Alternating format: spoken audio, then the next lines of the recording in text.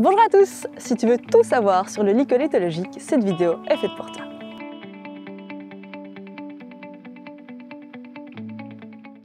Depuis quelques années, le licol éthologique est de plus en plus à la mode. On voit beaucoup de personnes qui l'utilisent pour travailler leurs chevaux à pied ou à la longe ou pour monter. Avant de te lancer dans l'aventure, il faut savoir quelques grandes choses sur ce licol. Alors tout d'abord, c'est un outil de travail. Ça veut dire que ce n'est pas un licol avec lequel on va lâcher son cheval. Pourquoi? Si on observe le licol, on voit qu'il est composé en fait de cordes qui sont incassables. Et donc si on lâche son cheval au pré avec et que par exemple le cheval en se roulant vient coincer son fer dedans ou qui vient se coincer contre un clou de la prairie, eh bien votre cheval va avoir peur, il va se débattre, sauf que le licol ne va pas casser et donc il risque très fortement de se blesser. Donc on retient qu'on ne lâche pas son cheval, que ce soit en piste, en prairie ou qu'importe, avec le licol éthologique. Deuxième chose, certains grands hommes de chevaux attachent leurs chevaux avec ce licol, mais ces personnes-là sont tellement douées dans leur domaine et ont tellement réussi à éduquer leur cheval à céder à la pression qu'ils peuvent se le permettre. Si tu regardes cette vidéo, c'est sans doute que tu n'es pas encore le plus grand homme ou grande femme de cheval qui existe pour le moment sur la planète. Et donc, retiens juste que tu n'attaches pas ton cheval quand il a un licol éthologique. Le licol éthologique est finalement presque aussi sévère que le bridon. Pourquoi ? Parce que si on regarde la taille des cordes comparée à un licol plat classique, on voit que celui-ci est beaucoup plus fin. Alors on va faire une petite expérience. Si vous prenez vos 5 doigts et que vous appuyez sur votre bras, la pression est moyenne. Si vous prenez un seul doigt et que vous appuyez sur votre bras, vous sentez que la pression est plus grande. Simplement, ici la surface de pression est réduite et du coup donne une pression plus grande.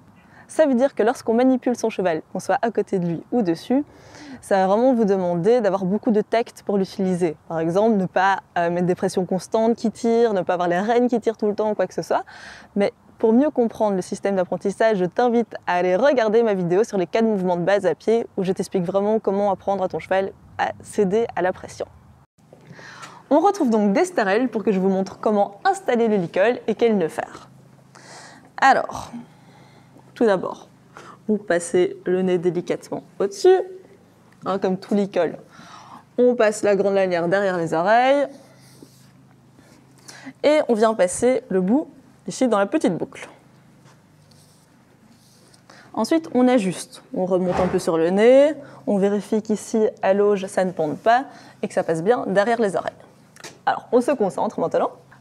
Je prends ma lanière et je viens la passer ici, derrière la petite bouclette.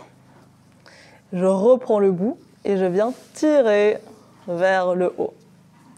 On voit donc que la lanière passe vraiment vers l'arrière et vers le haut. Et puis on relâche tout simplement. Ça permet à la lanière de ne pas aller dans l'œil du cheval, tout simplement, qu'il soit bien orienté. Et ça permet surtout au nœud de bien tenir. Alors, si on regarde comment le licol est positionné, on voit qu'il y a 2 petits nœuds ici qui viennent de part et d'autre du chanfrein. Et ce qui est important, c'est que votre licol ne soit pas trop haut, que votre licol ne vienne pas appuyer sur l'apophyse zygomatique. On avait vu dans les vidéos sur le bridon que c'était un endroit douloureux chez le cheval, donc que ce soit en dessous.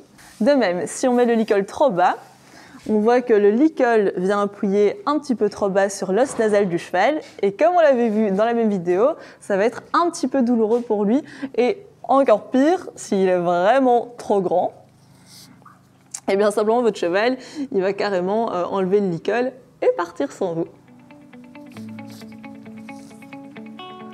Cette vidéo est maintenant terminée, j'espère que tu auras appris plein de choses sur le licol et que tu sais comment l'utiliser.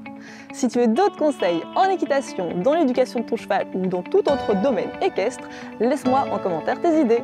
Je te dis à très bientôt!